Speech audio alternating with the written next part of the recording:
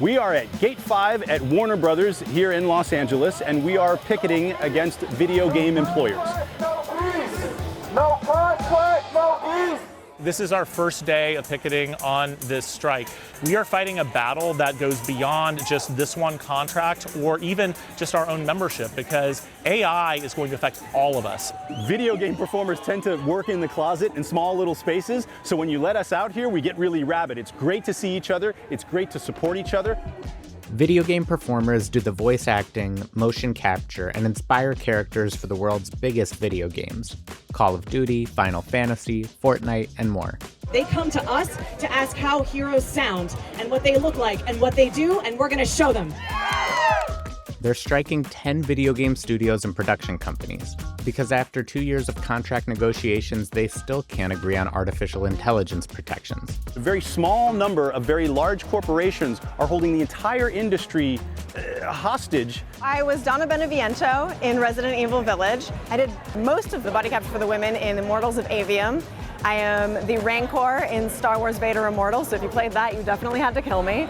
So when I'm crawling around on the ground for 8 hours a day, creating these monsters that you have to fight, they are telling me that I am not a performer, that all I am is data. So what they intend to do is take our data, make a model out of it, and then they use that model instead of us. The basic protections we're looking for are when they use any kind of digital replication of a performer's voice, their face, their movement, that they have the right to say yes or no to that, and they have the right to be compensated for that. Imagine a situation where there's an avatar of you that can say things that you never consented to say and that you're never compensated for. That's a really dangerous environment, not only for performers, but for the general public at large. I also worry that AI could make it where existing, talented, established artists have to compete against their own digital replica for work. You come to me, you tell me what you intend to do, you get my permission, you pay me. That's fair, it allows the use of this tool, it's reasonable, it's feasible. We have employers signing those agreements that have those terms exactly as they are for much, much lower budgets than the folks like here. In terms of the compensation factors, we haven't even really fully explored that because they haven't agreed to the consent provisions yet for all of the performers that we need to. So, from their point of view, if they don't need to get consent, they don't have to compensate. 1 day longer, one day stronger! Woo! Thank you. I'm a performance capture artist. I work in video games doing flips and tricks and getting beaten up and all the fun stuff. Great thing about what we do is that a lot of actors, a lot of performers can come together to create a perfect character. So that being said, I had a hand in these characters: Spider-Man, Venom, Rhino, Vulture, Electro, Shocker, Scorpion, Aunt May.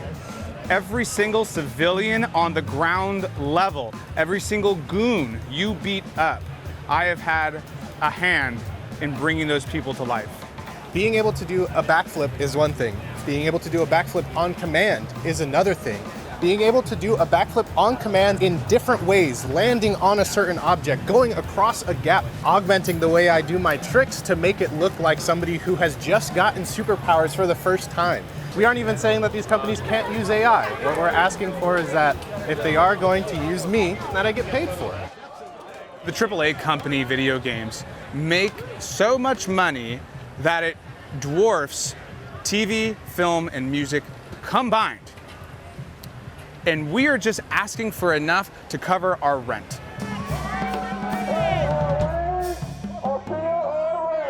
A report in March by the game engine company Unity found that 62% of video game studios were already using AI, largely for world building, prototyping, and coding. 46% of engineers are also starting to use it for character animation. This fight isn't against the people that we work with day in and day out. It's not the animators, it's not the directors, it's not the people that we make these genuine connections with making these beautiful games. It's the people who want to sit in an office and count their dollar bills that want to tell you what you do and assign the value of what you do.